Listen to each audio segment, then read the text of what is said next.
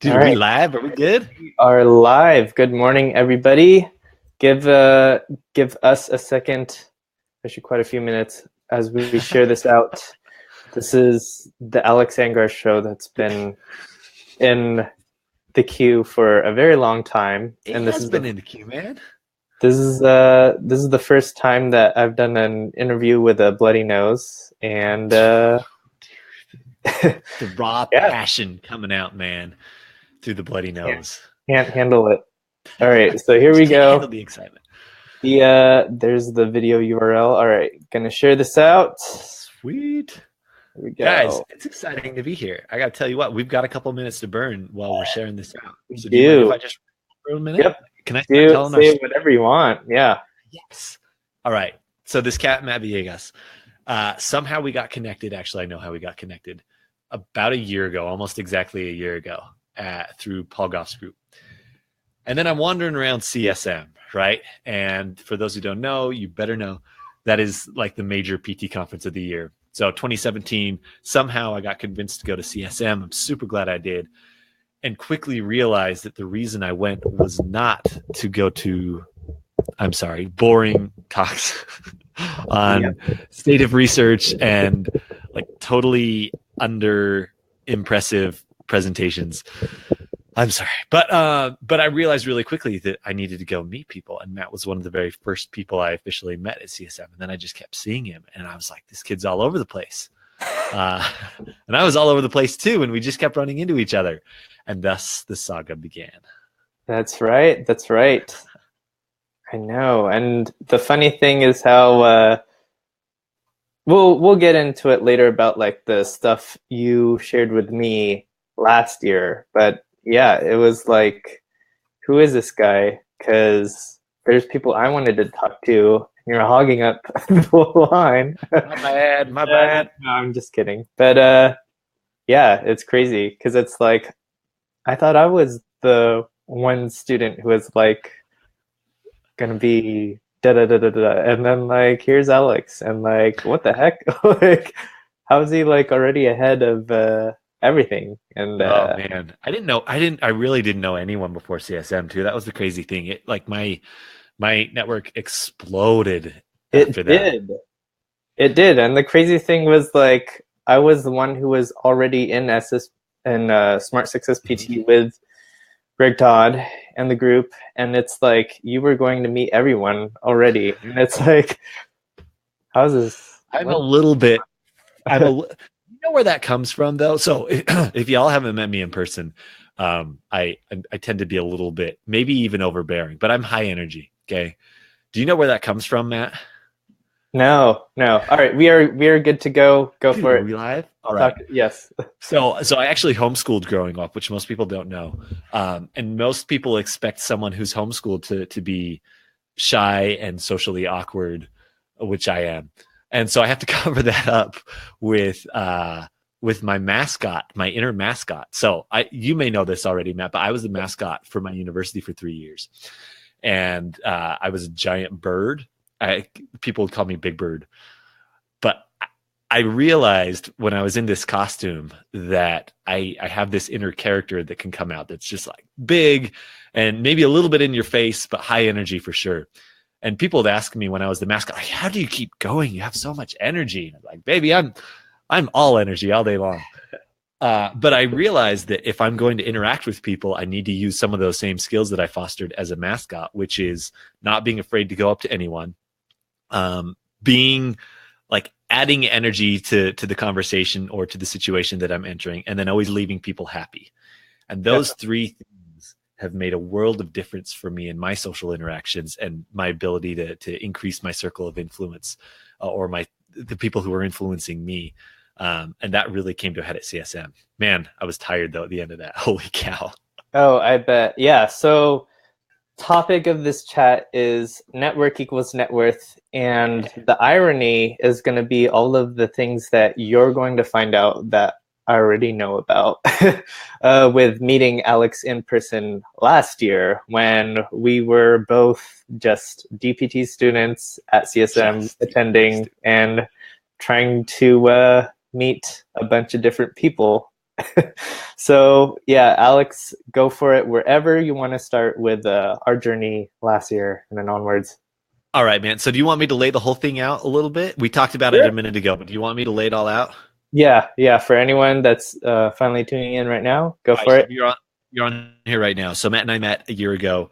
We had connected first in Paul Goff's Business Accelerator, Business Growth School course, which is an amazing course. And finally at CSM, when we connected, I didn't really recognize him at first because I don't Facebook stalk people that much. But then we made the connection, like, oh, we know each other. And then it was like, oh, you're a student, I'm a student. Matt already knew all the cool people, and I was just there in awe, like figuring out that there was this amazing group of PTs. And this for me, Matt, when you and I met, I was at a point in PT when I was not super happy with PT. I'll be a little bit honest. Yes. I was almost graduating, and I was halfway through my last clinical rotation. And I was at the point where, like, as I was studying for boards, which I know you're in right now, I was like, I was seriously unhappy with where things were going. And just for personal reasons, in terms of how I view what I wanted out of my career. And so I went to CSM purely because I wanted to learn how to treat runners so that I could create uh, an online course or an online presence around running rehab, because I'm a runner, or at Great. least I have been in the past. And that's why I went to CSM. And I came away with a vision of all the cool things people were doing within physical therapy that I was like, okay, I could still love physical therapy and be online. And that's when everything just blew up. I know there's a couple things you are missing though. So the first one I want to mention is how you felt that like your rock, your family was a huge support for you, and how you felt that even if they weren't there, you probably wouldn't have even made it through PT school. Like, could you share a little bit about that, and then we'll get to the other thing. Yeah, man, 100%. So I'm a little bit of a non-traditional PT student. I started PT school when I was 25-ish, 26-ish. And I had a child already and a second one on the way pretty soon after starting school. And I had committed to myself that I would finish what, like, for whatever reason I had in my head, I want to finish a doctorate degree in something. And I ended up in physical therapy. And within the first year of PT school, I started feeling like I wasn't going to make a good clinician long term. Not because I lacked any of the skills, or because I didn't enjoy working with patients, but because of the type of, I guess, a little bit the type of lifestyle I wanted to create for myself, but also the opportunity I saw in being able to create my own career path. And Right. as soon as I started feeling like, oh man, I'm working myself into a box by becoming a physical therapist, which is completely untrue. But at the time, that's how I felt. And so year one ended. I had just finished an awesome internship with Cameron Garber, who I now work with at Body Smart. And he opened my mind to a lot of things within physical therapy. But I was just feeling like, oh my goodness, I do not love this. And I'm someone who does not like school. Like, I really don't like school. I enjoy learning like massively, which is what kept me in school.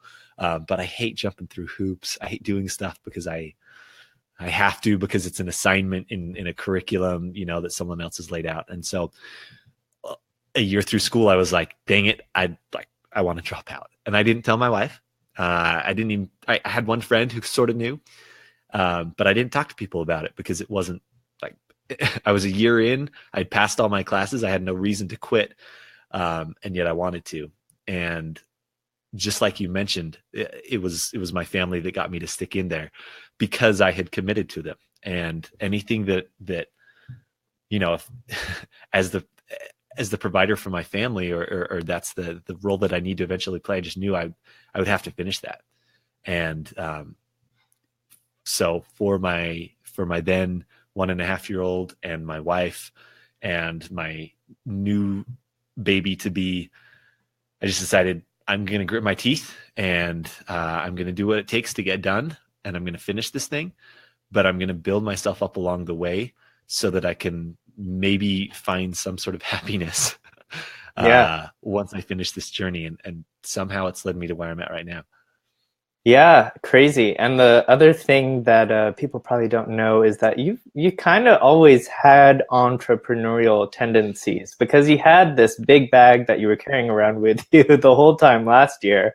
Do you want to share with people about what it is and like All right. that big So yellow bag? yeah, man, I'll get to the big yellow bag, but you need to understand my entrepreneurial journey started when I was 5 years old, and my mom bought me a really freaking awesome pencil sharpener. And being an entrepreneurial 5 year old, I decided, hey, guess what? I could actually charge my family for me to sharpen their pencils. And so I started realizing like my brother had a pencil stash, my mom did, my dad did. So every Saturday I'd go around and open up AJ's Perfect Pencils. I went by AJ when I was a kid.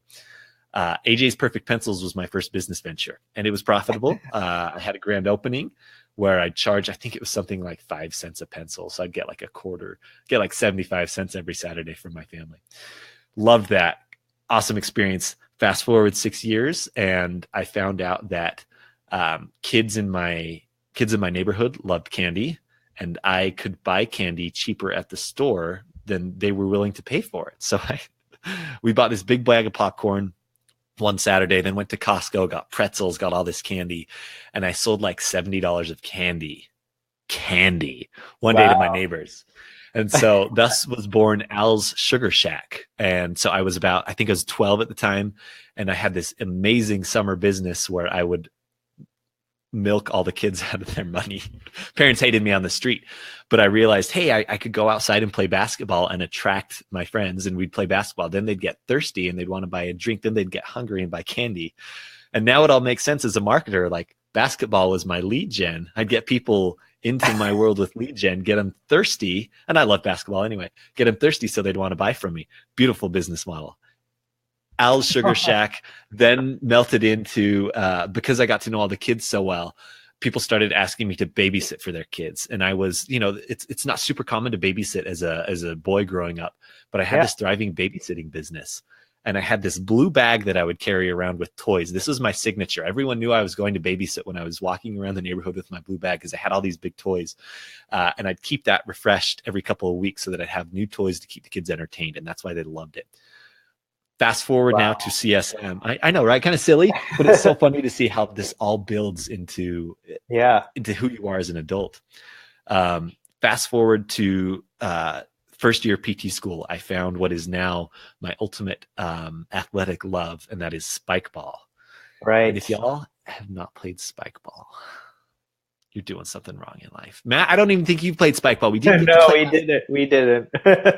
It's changing. It's changing this time. So there's this sport called spike ball. It was on Shark Tank. I fell in love with it and found out that they had this ambassador program where you could get paid to sell people spike ball sets. And I was like, sweet, I'll do the same thing that I did when I was younger. I'll go out and play spike ball, attract people to it, and then sell them sets. And so I started selling sets like crazy at my school, the University of Utah. And I quickly found how to sell the sets. I found how to market them, which was just like getting people interested in it. And I became one of the top resellers of Spike Ball within their ambassador program. I was one of the top 2 or 3 in the country for a while because I could just sell so many sets to people. And so I brought Spike Ball to CSM, and I carried the darn thing around with me the entire conference on my bag. It's really nice and compact. It's perfect for travel, perfect for the beach. No, I'm just kidding. I won't go into that spiel. But so I carried around spike ball the entire time, and a lot of people recognized me because of my giant spike ball bag, which I will have with me this CSM as well.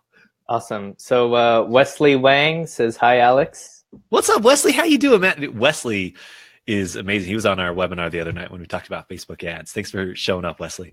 Yeah, thanks for tuning in. My nose can't handle the truth that and all the fire that Alex is spitting. But yeah, talking about your origin story for going into physical therapy. Not everyone knows about it. And even though you've mentioned it a few times, I think you've mentioned it with the pre-PT student group, if I'm not mistaken. I know you've mentioned it a few different places, and I know this from meeting you in person. But if you don't mind sharing how, for you, getting into PT school and that journey, because Yeah, man. yeah, it's crazy.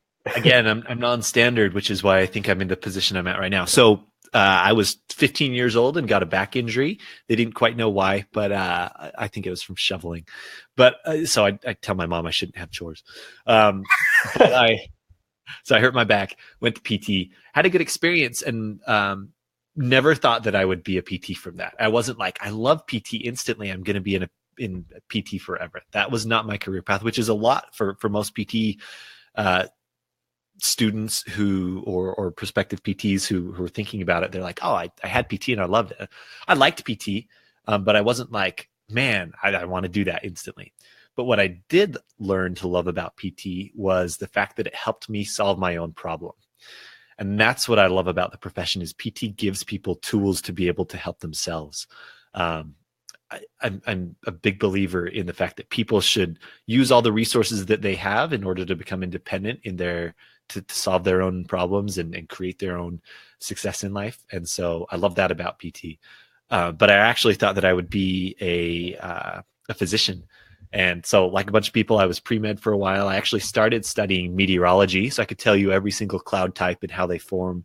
And I used to do the campus forecasts. I love weather. But moved into the medical field initially because I loved the complexity of the brain, and I thought I'd go into neuroscience and be a brain surgeon or something. Come to find out, being a brain surgeon is it's a terrible lifestyle if you're going to have a family and 80-hour work weeks and crazy long residencies. And as I got into it, I realized, man, I need to make a decision based on what I want in life, not based on what I think people should expect me to do and not for, glamour's sake.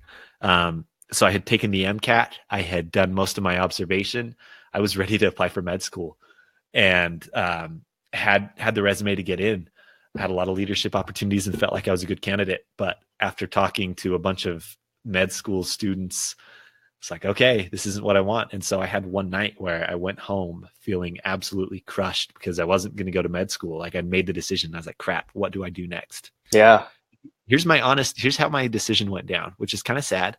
But I sat down one night and I don't even know if I had told my wife yet. But I was sitting down in the morning. This is before we had kids. Sitting down, feeling this really heavy weight of what the heck am I going to do with my life if not med school? Like I was ready to apply. I'd done everything. I was done. And I was sitting there. I was like, okay, what could I do to leverage my existing work into a situation that makes me happy long term? And I'm really big on that. I'm big on finding something that you like, following that path. And if it doesn't work out, leverage whatever work that you've done beforehand into the situation you really want. And I've done that over and over in life. But I sat down and I started looking at, okay, what other things have prereqs that are similar? And, and I knew that I wanted to get a doctorate degree in something for vanity's sake. But mostly because I wasn't sure what I wanted to be doing and wasn't ready to commit to it. Right. And I found physical therapy. I stumbled across physical therapy. My mom had told me for years that I'd make a good physical therapist, and I'd been through that. And I was like, okay, I could see that. And then I started looking at the prereqs. It's like, okay, I matched up with those pretty well. I'd need like 1 or 2 more classes. But then I started looking at the jobs, like, oh yeah, you could like sit down in a clinic with someone who has a problem. You get to spend a lot of one-on-one time with them, which I like. You get to know them. You get to create a relationship with them and help them solve a problem. That sounds awesome. Yeah. And that morning I decided I'd be a PT.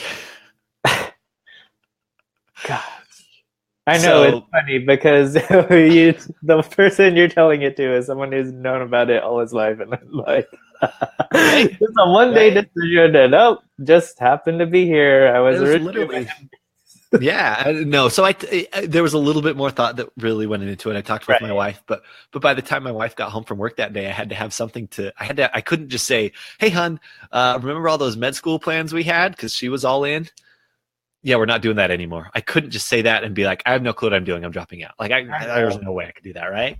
And reopen AJ's pencils. AJ's perfect pencils 2.0, babe.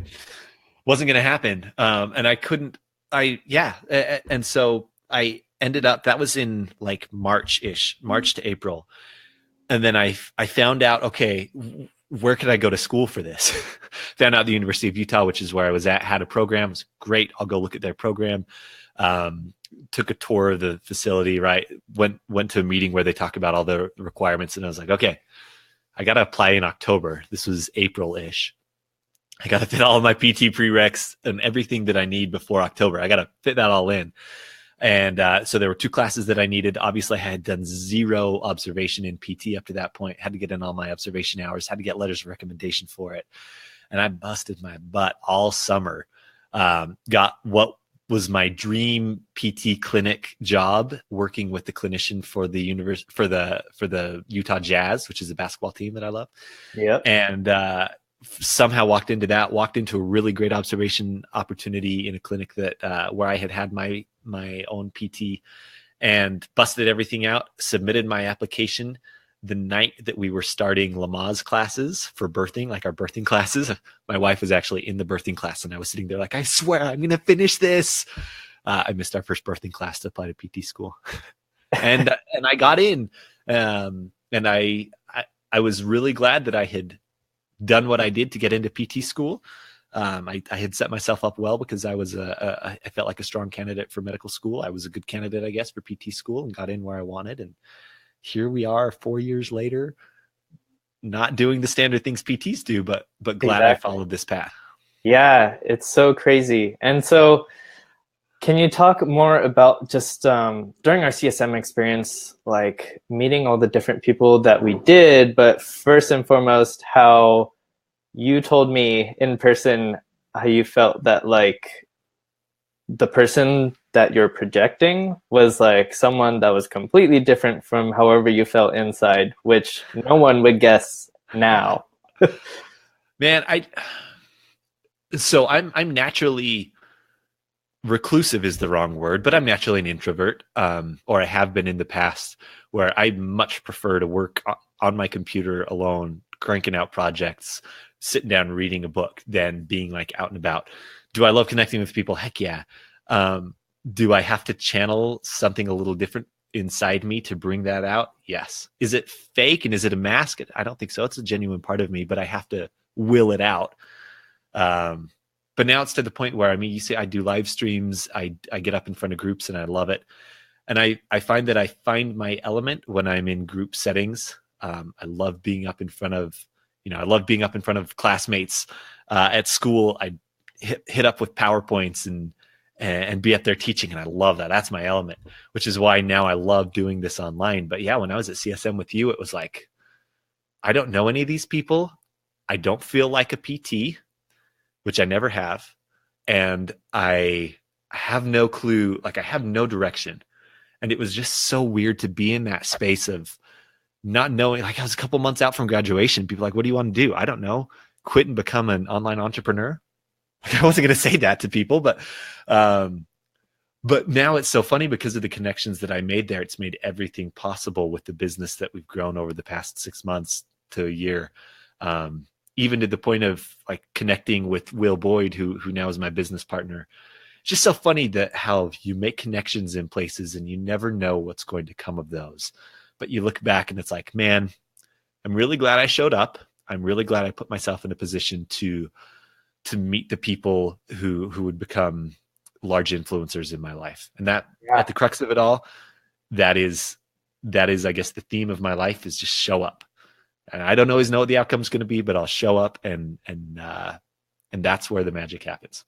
I know. And it's so funny because you're always a step ahead of me. And last year at CSM, you kept talking about your podcast, which you did do, and then moving on from there with all your different experiences. And so I guess whatever you want to share about your journey after CSM, like feel free to go ahead. Yeah, man. So I met some really cool people at CSM. Obviously Greg Todd, obviously you. I met Paul Goff for the first time in person, Aaron LeBauer, Brett, I can't say his last name, Ketterbaum, Brett. New Grad PT, yeah. Yeah, from New Grad PT. I just met so many people that opened my mind to the possibilities within physical therapy. And I had, like you said, I had just started a podcast. I was about to launch it that was not PT related at all. That was sort of a passion project where I wanted to just talk about self-development. And we ran that podcast. We'll still probably pick it up at some point. Loved it. And realized that I actually really enjoy promoting and figuring out how to market. And really the crux of it, I'm just a giant nerd, and I love solving problems for people and helping them solve their own problems, like I mentioned before. And marketing does that. It helps business owners solve the problem of not being able to be business owners anymore. Because if you don't have people come to your business, you can't survive. And so that for me, once I like even 6 months ago, Matt, if you were to ask me who do you feel like you can serve, I wouldn't have known. I wouldn't have been able to tell you. And yet I was stumbling into this marketing arena and, creating a digital presence that I had no clue would end up being what is now the bulk of my career. And so a lot of the past year since I've met you has been trying stuff out, seeing what sticks, and following up with the things that I feel like I really enjoy and that other people care about. And that's been my journey over the past year, trying stuff, seeing what works. I mean, I graduated, you're about to graduate. I graduated and I worked all of 4 days as a PT. Okay. I worked coverage as a PT in a clinic where I honestly, I didn't really even treat the patients, because I was on there as I was just there as a warm body, because they had their own treatment system and stuff. And I was brand new, and they were like, look, just sort of help us out with some stuff. I really haven't treated as a PT. I don't think I ever will. I don't know if I ever will. I don't know if I will once. I have not done an eval as a PT. Have I done it in school? Wow. No. I've not done an eval. Because we were going to do torticollis videos, what's going on? Oh my goodness. And for those of you who don't know, it's right. Yeah, man. And so I kept thinking I'll develop these skills so that I can market my own practice, and I'll create a torticollis program. And then suddenly I just started getting more and more questions about, well, how do you do this? How do you do this? And then I started learning about Facebook advertising and found some really good resources, started learning, testing, practicing, having success. Then people asked me more questions. And then I realized if it's something you like, you should start following the things that people are asking you questions about. Because if people are coming to you asking questions about something over and over and over again, it means that they see you as something of an authority in that space, even if you don't feel like it. I still don't feel like an authority in the space I'm in. But can I answer questions on stuff? Yeah, all day long. And that's what people see as authority. It's, can you help me with the problem? And I guess I can help people with marketing problems. And it's totally random. I would not have thought that I would land here, but I love it because it's combining helping people with issues and helping them solve their own issues with building PT practices where I feel very strongly that PT can help people. And it's being able to create PowerPoints all day long and sit here and record videos to, do tutorials on creating websites and stuff. And it's just so funny, man, how once you start following what feels right in your career, you land in situations that you don't expect that end up being a perfect fit. That's true. And one of the funniest ironies with always being a step ahead, even though I've been to Smart Success PT Live last year, you're coming this year, and not only are you coming, you're getting the closing presentation. What the heck? I'm kidding, but obviously you deserve it. But can you share with people a little bit about what Smart Success PT is, what Smart Success PT Live, what you know about Smart Success PT Live, and whatever else Matt, you want to share. You can teach me about Smart Success PT Live. I've been living Smart Success PT. I have not been to the live event, obviously. So last year, I had blown my wad travel-wise with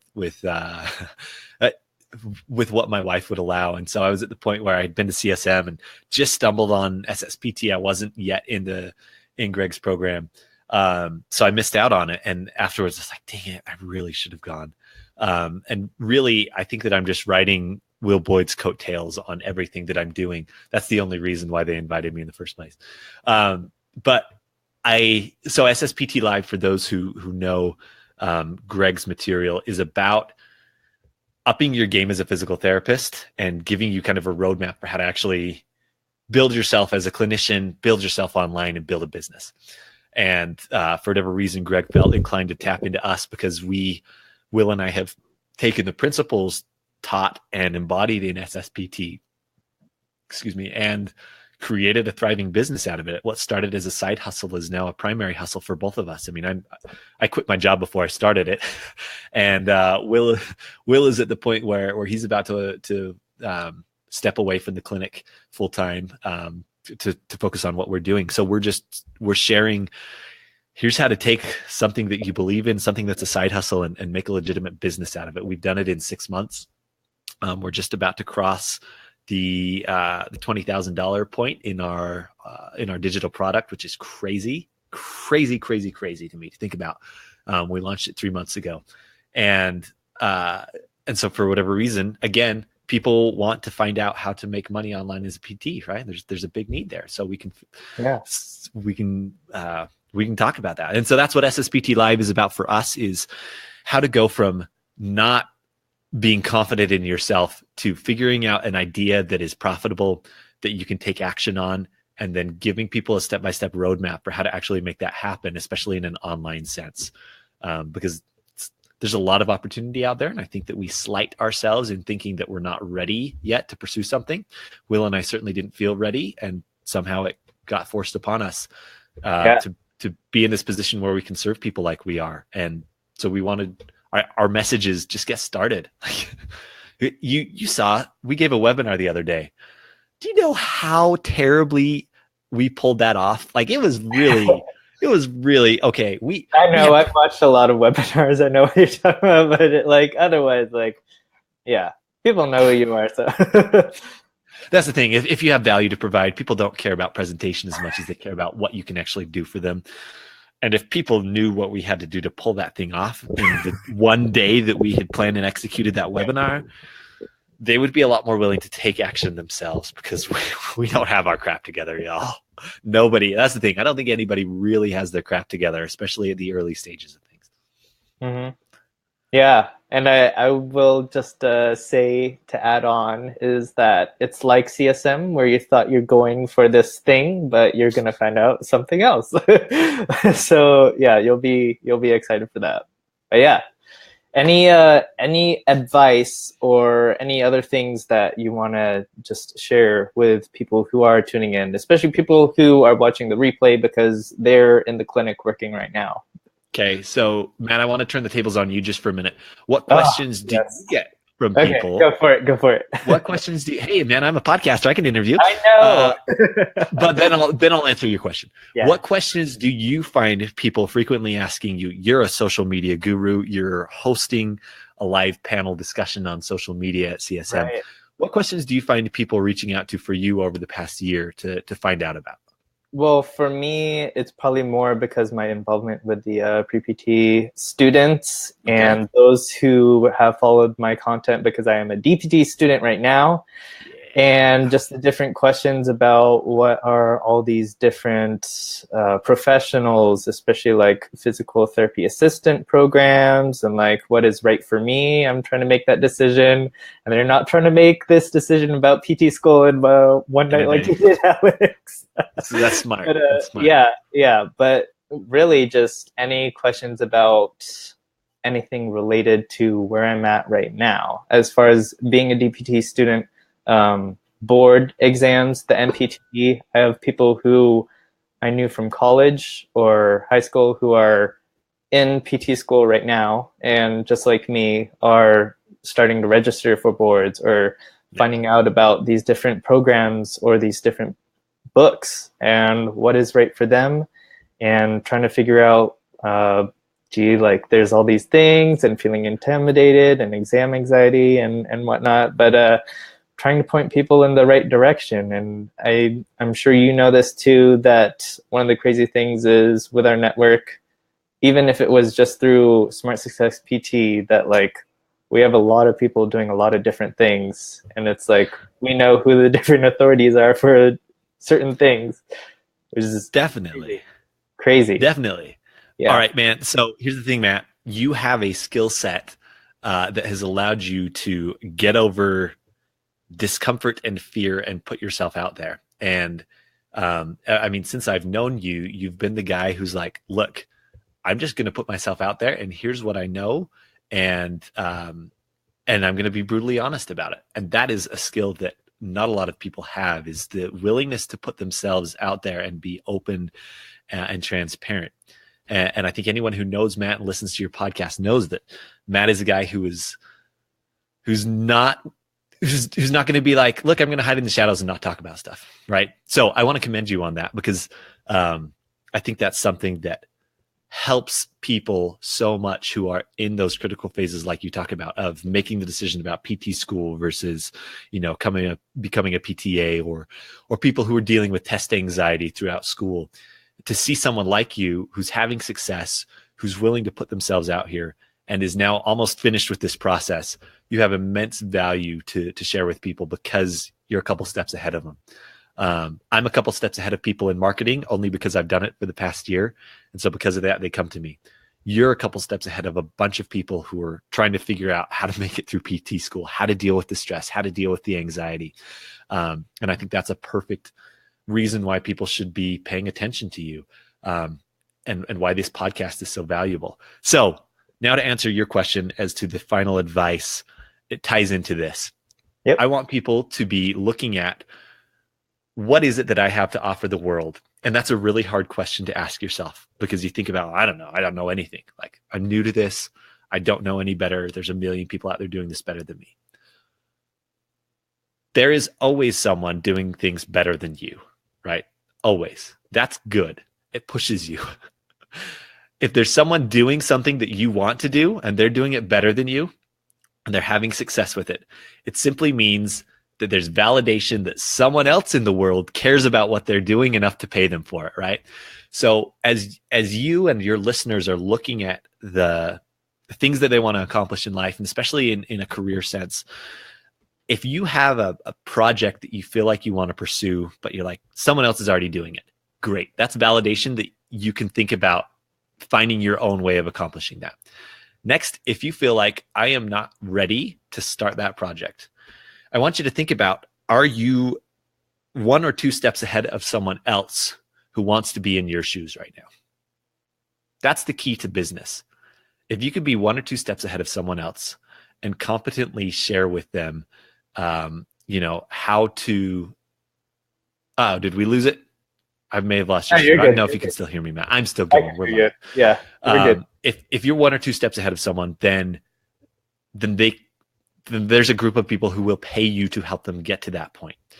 And I'm just a fan of, if you're going to have a project, at some point you need to earn money from that project if it's going to be sustainable, because you can't always be just giving. Now, I get it. There are projects where you can do as a service and just enjoy it, right? Podcasts are a great example. Sometimes you're just doing that as a service to build your brand, etc. But at some point, you got to cope with the fact that you're going to need to get paid for the value that you're offering people. And I've really struggled with that. And I've just gotten to the point where I am finally charging what I should in order to sustain myself to be able to keep serving people at this level. Now, this frees me up to be able to offer people free help as well. And that's where I want people to be. I want you to find something that you can do to help other people. Be a couple steps ahead of them. Figure out how to help them get to where you're at. Systematize it. If you can give someone a system, clear 3 steps of how to get to where you're at, then that's a business. Okay. And if people are willing to pay for it, then it's a business. So I just think people listening right now should think they have value. Someone else can pay them for that value, and they can create a business out of that, whether that's a side income to help supplement during PT school, or as a PT, help pay off student loans, whatever. Or if that becomes a full-time gig like it has for us, trust that you have value. Trust that people want your help, and you can make a bigger impact in this world if you just accept the fact that people need your help and they're willing to pay for it right now. So Matt, that would be my last little soapbox. I don't know if people can see your screen or not right now. I cannot. Hopefully you're there. Oh, I am. I'll wrap up things because because you're not here. Thank you for listening to our chat. This has been so fun. Matt's just the man. For those of you who don't know him, I hope that you get a chance to meet him personally at CSM or at SSPT Live. Seek him out, because he's one of the most genuine and open guys you'll meet. And man, it's just been an honor, Matt, to be on here with you. So thank you so much, you guys. I don't know if I can stop this live stream. I don't think I have. I got you. We're good. We got the power, man. Maybe we hit our hour mark. That's it. But Matt says, thank you everyone for tuning in. Matt, you can close us out here. But thank All right. you guys, and we will see you at CSM or at SSPT Live. You better be there.